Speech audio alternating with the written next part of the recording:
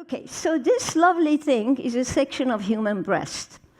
And it is amazing because we always have thought those people who are pathologists, which I'm not, I was a chemist and bacterial geneticist, and when I first came to do the work I do, I honestly knew no biology, and I still don't enough or very little, and I wish I could have been a pathologist or a PhD, MD, but I'm only a bacterial geneticist, PhD, low in such thing in medical schools. But I got interested I began to read the literature, and then I realized that over 100 years, people who are doing tissue culture, cells out in culture, could never produce function. They would take a cell from a skin, or a cell from the liver, or a cell from whatever you would think about, and they would put it in a dish, and before they knew it, the function would get lost. They would grow magnificently, but nobody was able to study function. Very few, and some of them are sitting in the audience, but I'm not going to single them out because one of them, again, is my family. So, the problem that was that if you can't study function, you are not going to understand exactly why we are who we are. And we now know, and let's see what this next one does. So this is my with apology to all of you, to those of you who understand, who have studied biology, is the first lesson in developmental biology. So, you have, when your mom and dad meet, you have an egg and a sperm.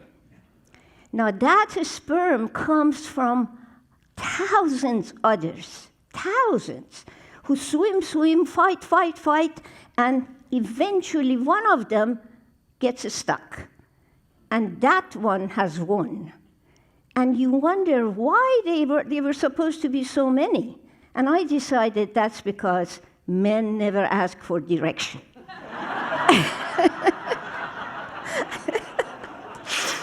So, anyway, one gets stuck, and so it then does this. Oh, wait a second. Why aren't you going? Does this, then it does this, and then it does this. So that's the first lesson in biology, but in developmental biology, but it's really interesting because here is your nose and here is your finger. They look entirely different. Every time you look at yourself in the mirror, just say the same gene, the same gene, the same gene, the same gene. There are somewhere between 30 trillion to 70 trillion cells in your body, 10 to the 13.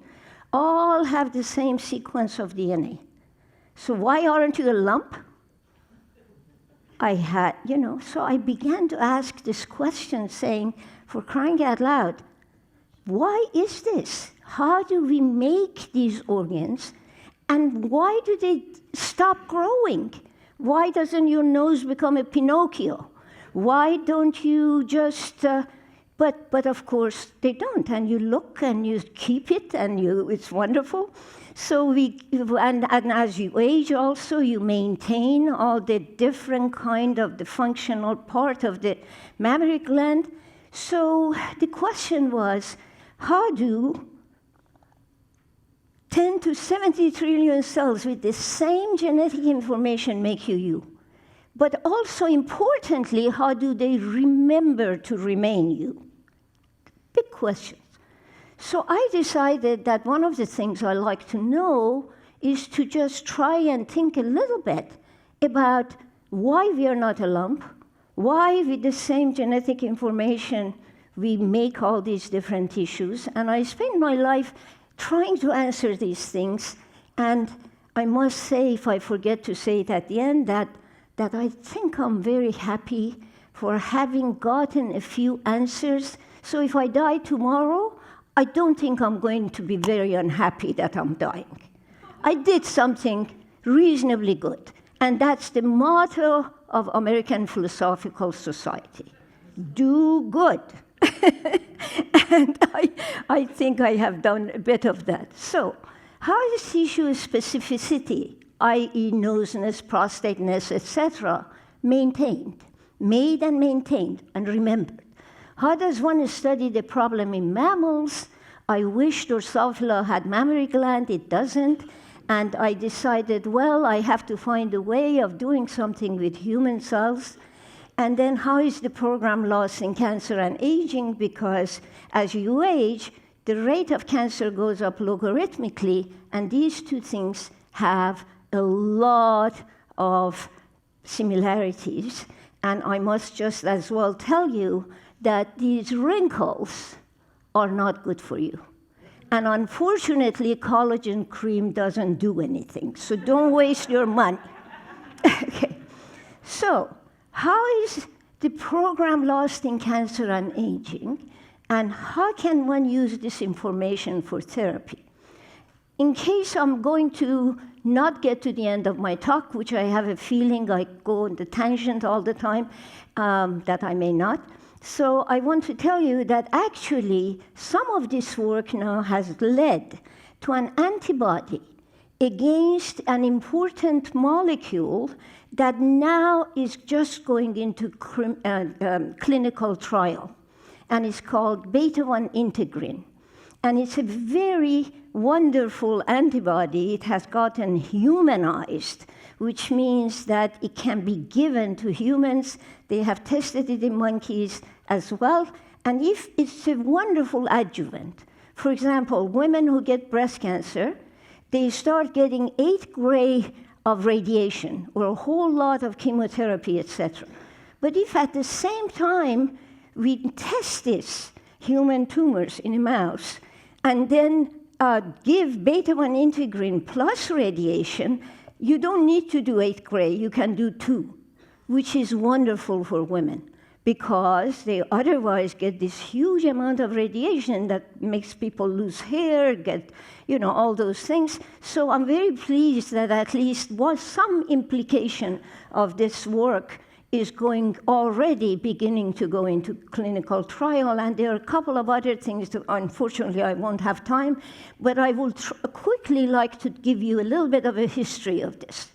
Okay, I wanted to define for you context and why this idea of context in biology is so important. What do we mean by context? Sometime, for a very strange reason, a postdoc of mine called David Dahlberg and I did a crazy experiment. There is such a thing, let's see, come on, what do I do that I don't get it? Oh, this is not right. Uh-oh, okay. I think it's going to show up somewhere. I don't know. This computer has a genie in it. I go through all my thing and everything is fine, and all of a sudden it doesn't make sense. What's happened to them? Well, never mind. I will just explain it to you and it will probably pop up. So the first oncogenic virus was discovered by a guy called Rous, 1911. And 50 years later, the guy got the Nobel Prize. And I always say to my students and postdocs, now you just wait there, it may come. So, he discovered a big tumor on the wing of a chicken. He took it out for some reason, dissociated it, re-injected it, and got another tumor. And he proved the Koch's postulate that a particular virus that he had gotten from this big tumor could actually make another tumor.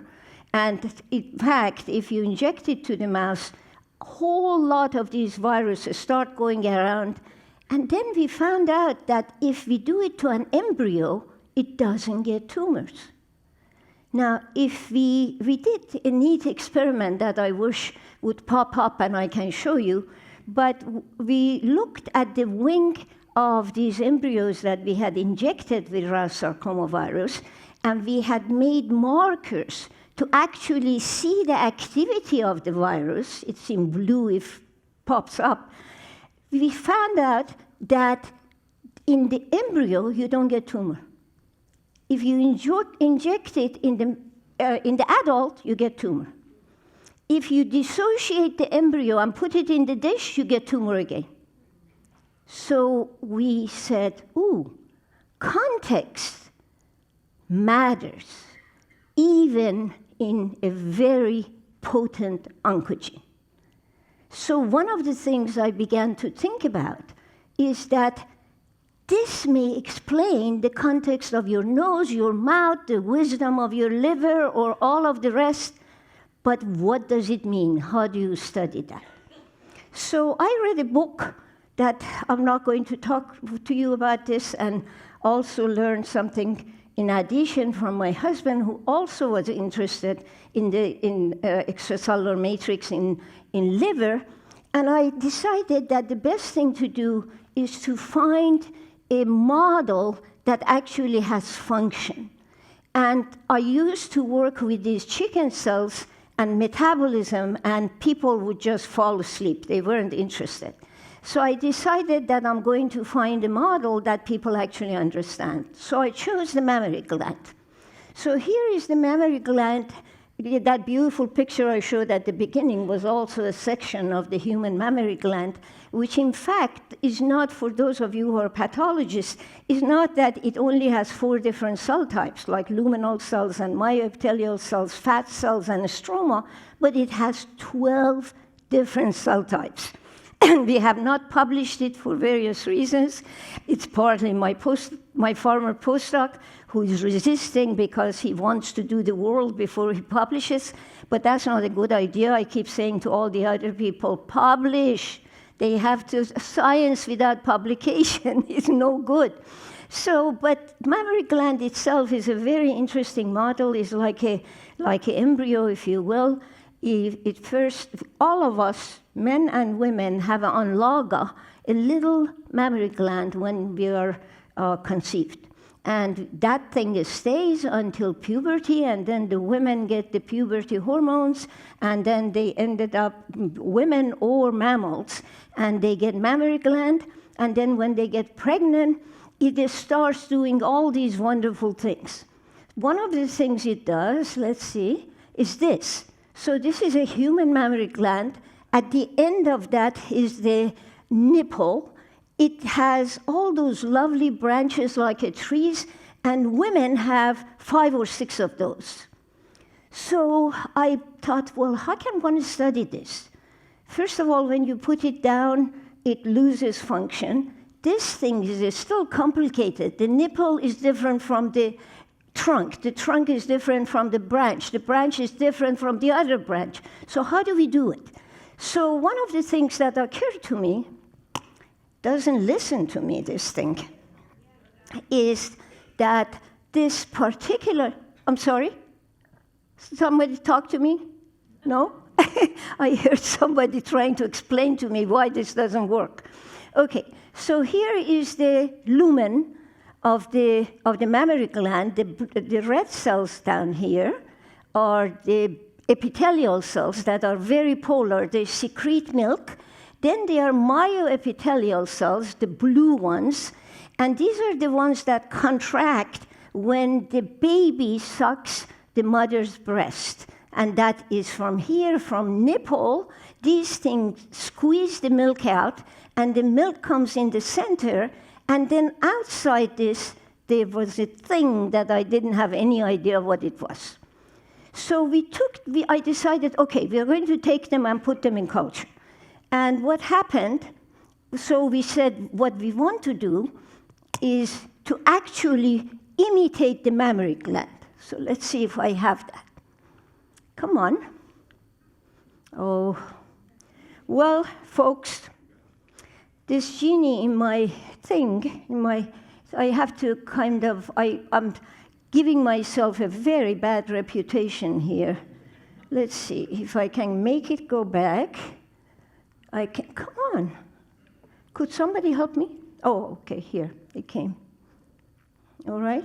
Okay, So we said that we want to make this in culture, and so we took the mammary gland, put it in a dish, and no sooner had we done that, where they were making a lot of milk in vivo, they weren't making any in culture, very little. So for various reasons, it finally occurred to me that we are losing some information that is in vivo and doesn't exist in culture. And that information is the architecture of your organs. This matters. There is wisdom here. There is wisdom here. There is wisdom in prostate. There is wisdom in the eyes. Over years and billions and trillions of years of evolution, we have come to do all the right things to actually being able to do all the things we do with the same sequence of the genome. So what on earth regulates the sequence of the genome? And for one reason or the other, I decided that these molecules that a lot of people were studying, they were doing chemistry with it, they were doing other work with it, I decided that they have to have information. And that the information, they're called extracellular matrix, and the information comes, they're huge, they're insoluble, they're like this thing I said, collagen, and that they have to have receptors. The receptors have to talk to the cytoskeleton of the cell. The cytoskeleton has to talk to the nucleus and chromatin would get reorganized as you would add these different extracellular matrix, and they would say, hey, you're a nose, or you're a finger, or you're whatever. You have these different extracellular matrix component that I really have come very recently to call this a new language. It's the language of form. It's the language of form. And one of these days, I'll find a little time to write another theoretical paper, which I wrote one in 1982, made this model.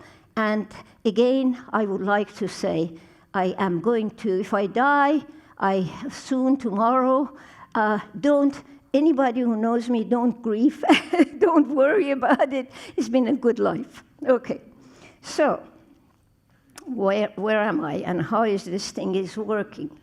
Okay, so we were able to actually make something like this, and the way that we did it was that we made a three-dimensional model.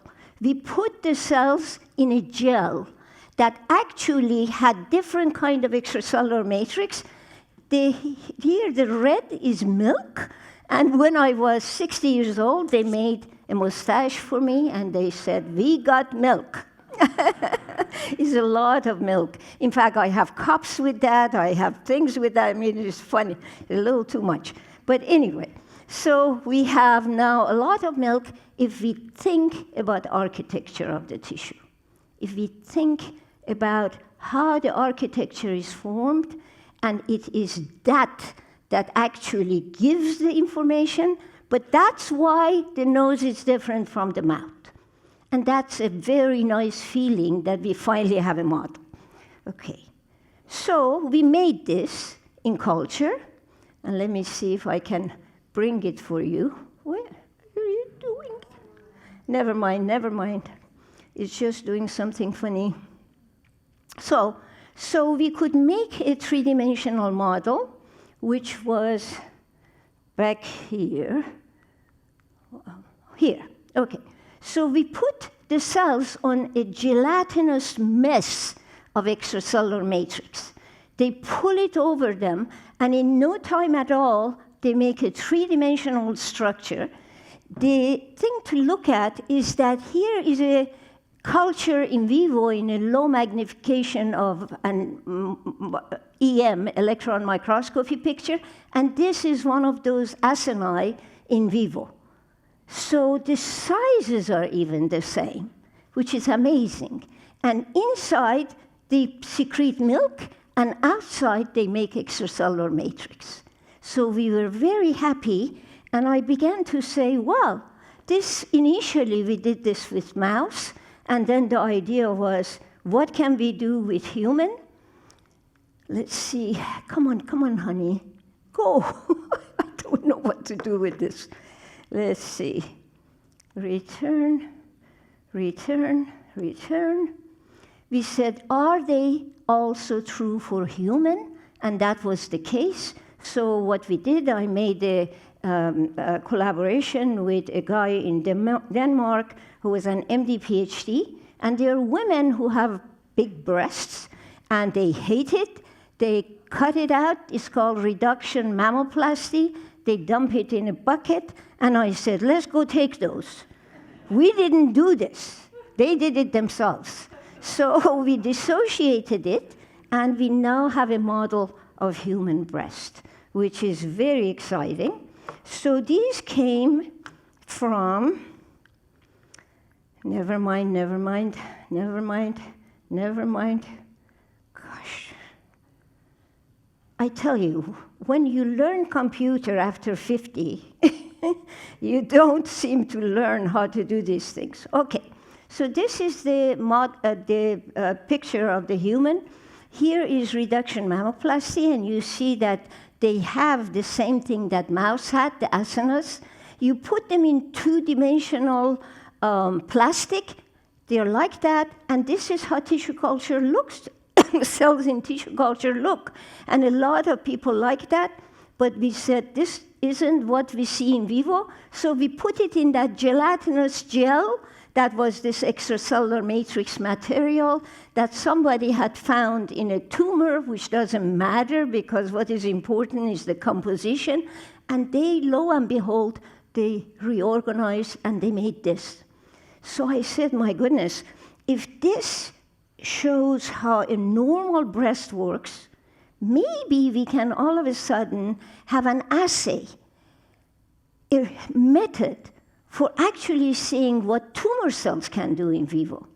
So we went and worked with Ole Peterson again, and one of the things that we were able to do, why doesn't this go? Okay. It's really bad, isn't it? Am I doing something wrong? Am I going backwards? Oh, my gosh. Just shows you. When you get my age, ooh, okay. Okay, here. We made a wonderful model for distinguishing normal human cells from malignant human cells. So on the top, the normal cells, those are not single cells. They are indeed this thing, which is like those acini I had talked to you, and these are the malignant cells, and every one of them does it. It's like having hundreds and thousands of beautiful normal acini and hundreds and thousands of lovely-looking tumor cells, and they're all clonal. So we can do all sorts of wonderful things with them. And I began to think about the fact that if these cells remember context, we ought to think about the fact of why don't we get more cancer, which is the title of my talk again, and we began to think that maybe it is because one of the things we can reproduce in culture is actually the properties of the architecture. So what we did was that we said, this looks like that, that looks like that. So what happens in vivo when you get metastases 5 months later after you get cancer? And we began to think that there is something special about the shape of the cells and about the context of the cell and about the architecture of the cell. So if this is the case, it's like that chicken stuff, that we could theoretically take a tumor cell, put it in the right context, and it should think is normal, and it could revert to a normal phenotype. Alternatively, if we take a very good normal mouse and do something with it by doing molecular engineering, etc., where we would make the structure get lost And those mice, without getting an oncogene, would get tumor. And we have done that, and of course I don't have time to tell you, but any of you who are interested, please come talk to me if you have any patience after all of these things that are not working for me. So we go to the next one. Okay, never mind, we made, Ole Peterson and his people made cells from a real human being, a woman, from reduction mammoplasty, took the cells in, grew them only in one molecule, and eventually they made cultures that went all the way from normal to malignant at the end. And I apologize again for rushing, but I really want to get to the gist of this. And the point is that I took these different cells at different parts, normal, going to pre-malignant, going to malignant, being able to make a tumor, and I decided that if I look at them in 2D, they all look the same. So I put them in 3 dimensions. And when you do that, I have summarized this for you. In passage 60, they have lost P53, they have lost MYC, they have addition, whatever, amplification. They still think they're normal. They still think they're normal. They still think they're normal. Absolutely insane. So you can have mutation, which all of you have, even 2-year-old babies have, 16-year-old kids, if you take the prostate, and they unfortunately had a motorcycle accident, you can see that it has a lot of mutation. My skin is now all mutation. My breast would have carcinoma in situ, but you don't get tumors. Why is that? And the answer is extracellular matrix, that it is in fact controlling the architecture. Once the architecture goes, we are in trouble. And that's why cancer and aging go together. And as I said in the beginning, these wrinkles are not good for you. They are broken up extracellular matrix. And unfortunately, again, these creams don't help. So let's see where I can go so this thing would work. So form and function are related dynamically and reciprocally. And then I said, gee, if this is the case, I should be able to revert a normal malignant phenotype. So these are the non-malignant acini that I showed you. These are nuclei. This is a cytoskeleton. And here are the malignant cells that came from this. So if we put them in a gel and gave them a very important extracellular matrix called laminin, it's called laminin 111, these cells do this crazy thing. They revert to a normal phenotype. And we can do this over and over again because people were saying you sort of selected that. Every one of those can get to do this.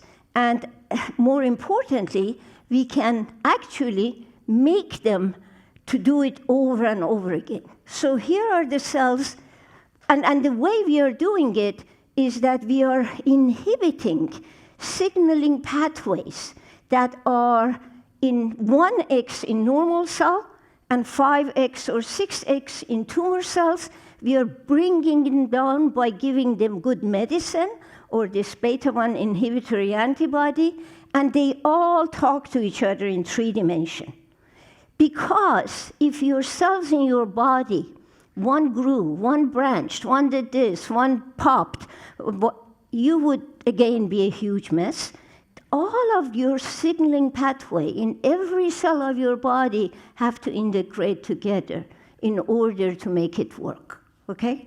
So we took these cells that are inhibited with this beta-1 integrin that I was talking about, bringing it down to the level of 1x. So we took these and put them in a monolayer without antibody or that, with antibody or this, and therefore phenotype, meaning your nose and mouth, are dominant over genotype. Molecular biologists were rushing me out of the many years ago. So you can't say this. Well, my goodness, you're sitting there, the same genotype, entirely different phenotype. Why not? Right? You have it. It's just why not with tumor cells? You can revert them and they have another genotype.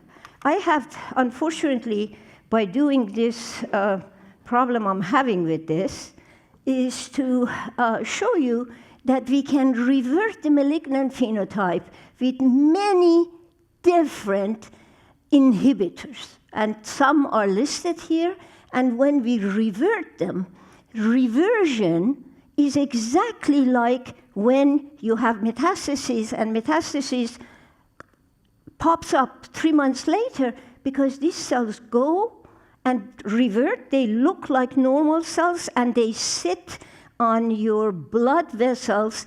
And I have a very brilliant former postdoc called Cyrus Qajar, who is in the meeting. He's actually in the meeting, and he has published a couple of papers on the cover of Nature Cell Biology, and he made a model for human dormancy, which is absolutely boggles my mind. And he now has found a way of killing the tumors, the dormant cell, without killing the normal cells, and they both look the same, and they're both polar. But what he does is he wakes up the dormant cells, hits them with drugs, and then the normal cells would remain okay. And it's a very wonderful thing that sooner or later, I'm sure is going even more into the clinic. And let's see how much time I have spent. I'm almost out, which is really sad. Okay, so this thing that we have developed is really like the eye of the Drosophila. It took us 20 years between that lab and our lab, but persistence is one of those things you have to have in science if you're going to have to answer something difficult. You have to stay with it. You have to do all the things that you need to have to do. So this molecule literally rocks. Without this, you wouldn't function. It is something that regulates a whole lot of other things. It's called laminin. Every one of those little knots and turns and whatever have separate information. They get different kind of receptors. And those different receptors are the ones that give the shape of these different tissues. And so I'm very happy about this additional discovery we have made about the fact that we could, if we change the context of integrin, the cells do something else altogether. Okay, so next, and the stuff we have done, there's this, for example, this paper in Cancer Cell in 2002, one of my very brilliant postdocs, who is now a professor at UCSF, Valerie Weaver. She had that paper, and she has a whole lot of other paper, and she showed why a cell is resistant to a drug. And I urge those of you who are interested in drug resistance to read it. And then there are these other people, and this wonderful person here, who was my undergraduate, then my graduate student, and now runs my lab and is in the audience. And this Saori Fruto, who was one of my postdocs, and the two of them are brilliant, and they do these different things. They did this paper in Journal of Clinical Investigation, where they discovered a screen that actually, using three-dimensional thinking, and they come up with new oncogenes and new kind of things that are like drugs. And I don't have time to explain, but I will tell you if you can look it up in JCI in 2012. Okay, where is the next one? And you see here, oh, never mind. Just go back for a second. Okay, you see that if we give inhibitors of EGFR, that the cells go from that to this, but if and then all of a sudden we began to think about the fact that drug companies, for example, have made a drug called lapatinib, billions of dollars. They give it to the patient who has high level of EGFR in the tumor. The patient either doesn't react or reacts looks to shrink the tumor and completely become resistant in about 8 weeks. Why is that? So we began to think that there are other molecules in the pathway of EGFR that people haven't discovered because they were doing drug discovery in 2D. They weren't doing it in 3D. So this is very exciting, and we found a whole new generation of oncogenes called FAM83. There are 6 different kind of molecules, et cetera, et cetera. Now, I have talked to you that long, and I have not yet told you that what are these question marks that go all the way from ECM to the nucleus? How does this thing work? So I will summarize this for you as fast as I can to at least show that we have done more than just, developing three-dimensional structure. Okay, let's see. Oh, first, here is the question. How does it get formed? This beautiful, lovely thing, which also, by the way, prostate looks like that. It just is a little bit different in a different way, breast and prostate, so the gentleman would listen. So here is, excuse me. Okay, how does it get formed?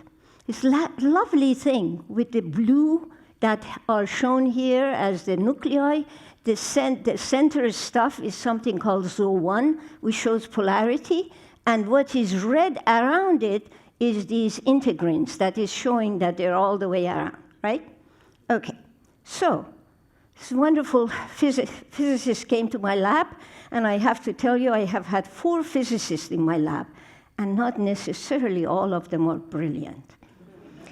And the reason for that is that the way to hell is, at least I think, paved by physicists who think they are doing biology. Now, I have nothing against physicists, really. I had to almost say this to Steve Chu, who was our Secretary of Energy, and he was my director. And if they don't go to the lab and do an actual biological experiment, it's all theory. So my theory in 1982, I could have walked around and talked about it. You have to do the experiment. So the good physicists who think they are biology are the ones who actually do experiments in biology using physical tools. And I have had a bad one, a good one, an impossible one, etc. And this one was very good. She came to my lab and she said, what happens at day 1 when you put this cell in that gel? I said, I don't know. Is a teensy little cell inside this gel? I don't know. She said, I'll show you. I will do the microscopy. So that's what she did. Look at that. Did you know your breast does this? It's the most amazing thing, which in fact shows why women can get pregnant again and again. Because it acts like a stem cell. 1 becomes 2, 2 becomes 3, does the scaffold, and it starts moving. And that movement allows it to do all sorts of wonderful things. Now, if you then put tumor cells in there, look at the way the normal cells are dividing and look at the way the tumor cells are dividing. Tumor cells go every which way, normal cells don't. And the reason for that is adhesion and polarity. If you didn't have adhesion and polarity, you wouldn't be sitting there at all. And if either one of those would go wrong, you get tumor. So you have, and the reason exercise is good for you is because, my husband has put this in our brain, exercise is good for you because it keeps, I postulate that it keeps your extracellular matrix healthy. and that what is not good for you is sugar, and which I could show you my data with sugar, which is really amazing. When we take sugar away from malignant cells in my assay, they turn around and become normal. When I give them too much sugar, they lose function. It's absolutely amazing. It's so beautiful, and I'm not showing you because I'm already way out there. But I will tell you, it came out in also Journal of Clinical Investigation in 2014. And you look for my name if you're interested, or I'll send it to you. Okay, so this, never mind. Here is the movement of polarity genes when polarity is intact. Here is the movement when we remove the polarity gene. And if I were to do this with E-cadherin, which is an adhesion molecule, the movement is like that, beautiful, tight. And this thing, when you take it away, is a mess. Okay, so I'm getting there. In between these things, I told you this is how it starts. The second question is why cells stop growing. Why cells stop growing? You put it in here, they do this, and then they stop growing. What's the pathway? And we found out something very exciting. And the excitement is that you have actin, these large, funny-looking molecules that we thought it was only in cytoplasm. It exists with vengeance in the nuclei. And you can see that, you see here, for example, even in 2D, these are human cells. Actin is out here, beta-actin is in these nuclei. And those are growing, while the ones that don't have nuclei don't grow. And if you add laminin from outside, laminin is the boss. It's telling your cells to grow or not to grow, and it's a very important pathway in cancer. And we really have to try and learn how to target it.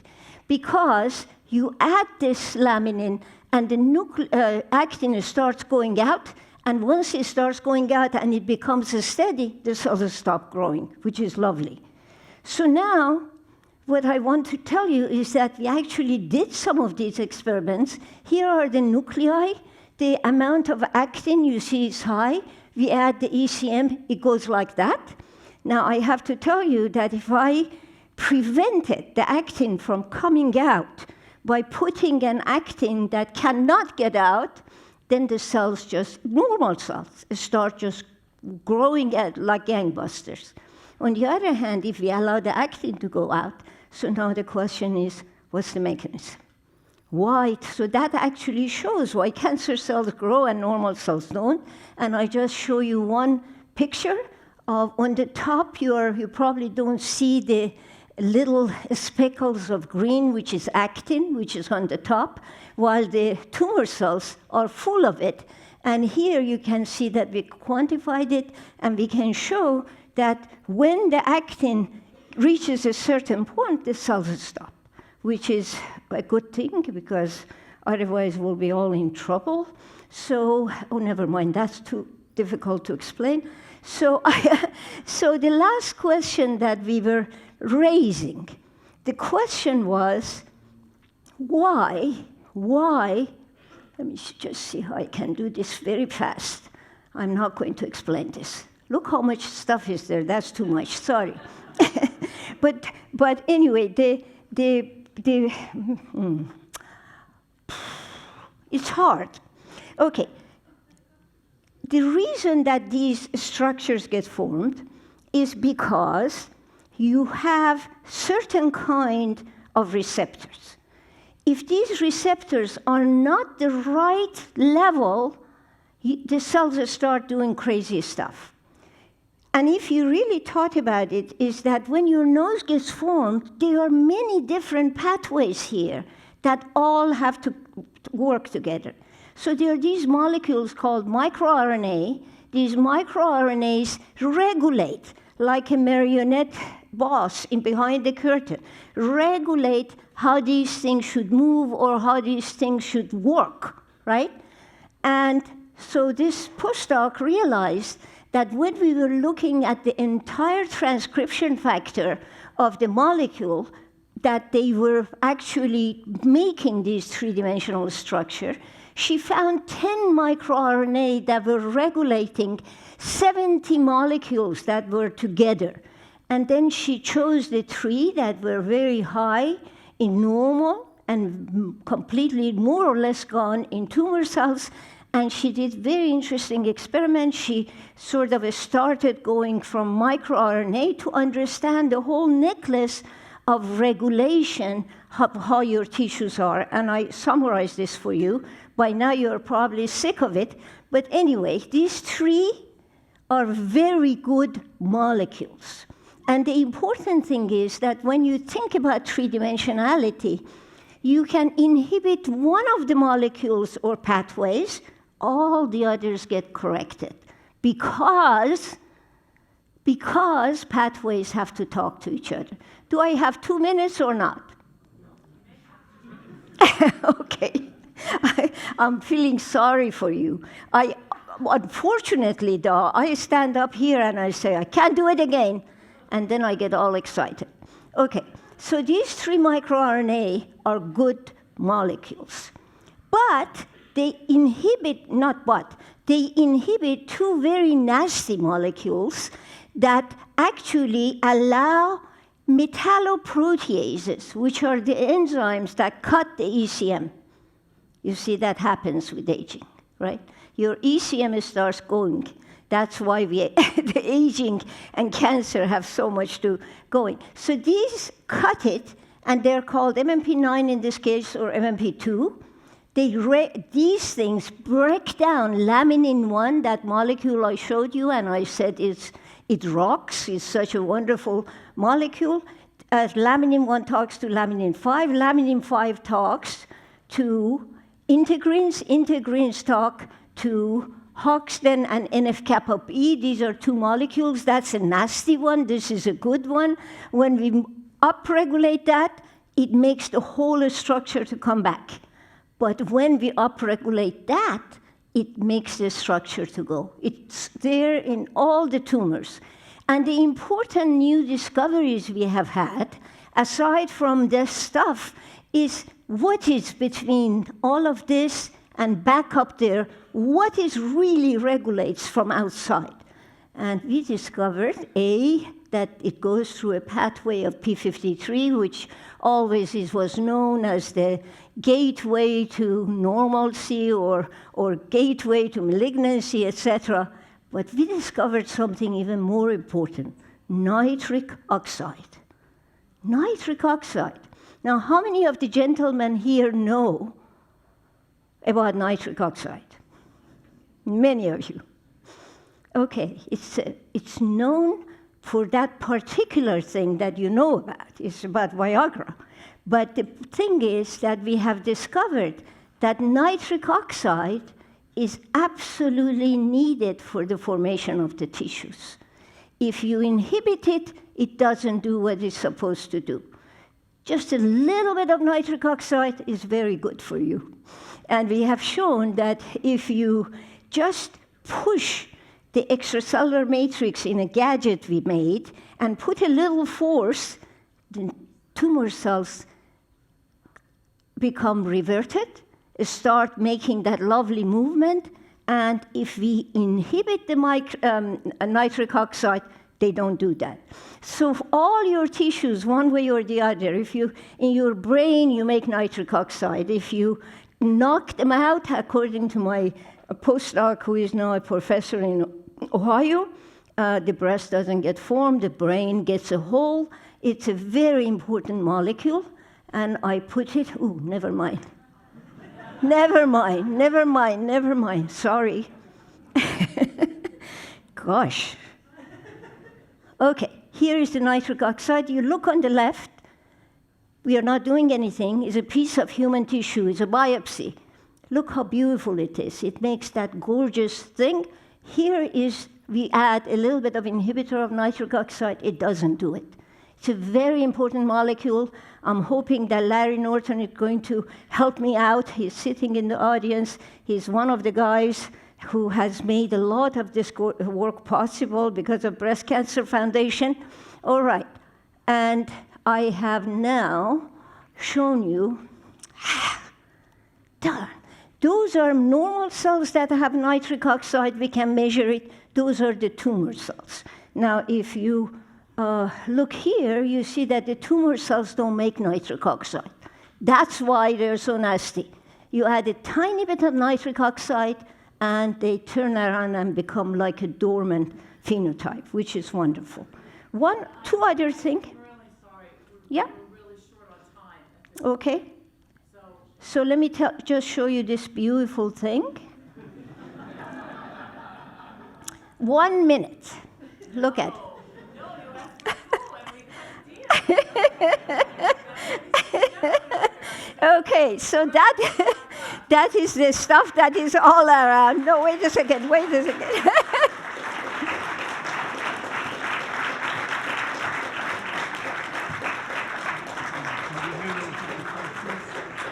Okay, I am not going away. Okay. You don't go away, then they make my That's the model. Wait a second. That's the model. This is my last slide. Okay. Here is the water coming through shore. Water coming through shore taken by NASA. Look how gorgeous it looks. This is, of course, coral. Well, this is a whole mount of the mammary gland. They all have similar tissues. So the thing which is really important to think about is we know everything about genome. We know very little about architecture and the form, okay? So I say, what should we do? What an opportunity for the young and the passionate old, that's me, who is also insisting getting the job done when she gets to speak a word, and whole new horizon to explore. So go to it, the young people, okay?